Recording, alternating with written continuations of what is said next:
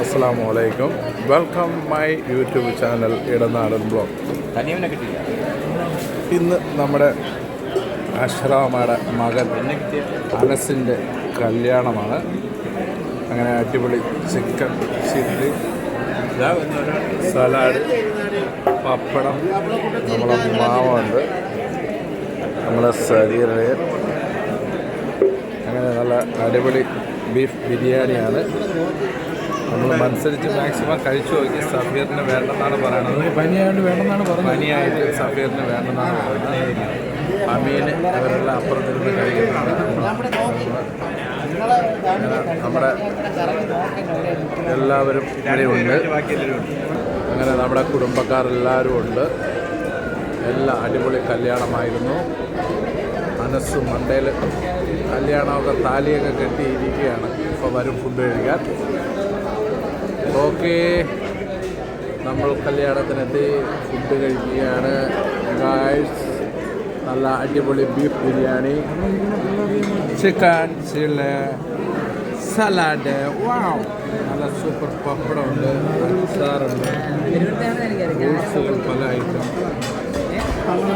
സലീമളിയൻ വലിയ ചർച്ചയിലാണ്. സഫീറിന് പനിയായോണ്ടൊന്നും വേണ്ടെന്നാണ് പറയുന്നത്.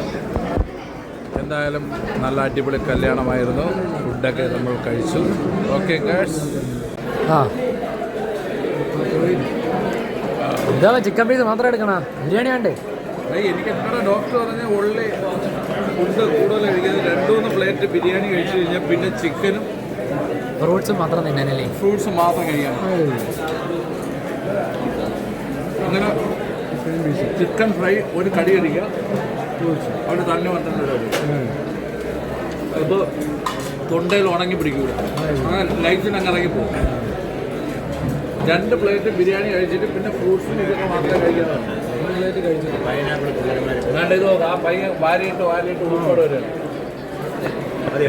ഫ്രൂട്ട്സ് കഴിക്കണമെന്ന് പറഞ്ഞാൽ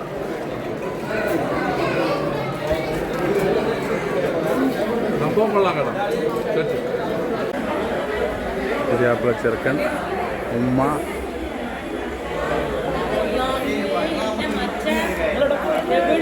ചായ കണ്ടവര്.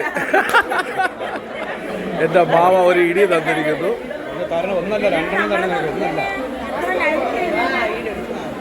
ഒന്നല്ല 4 കൊടുക്കണം.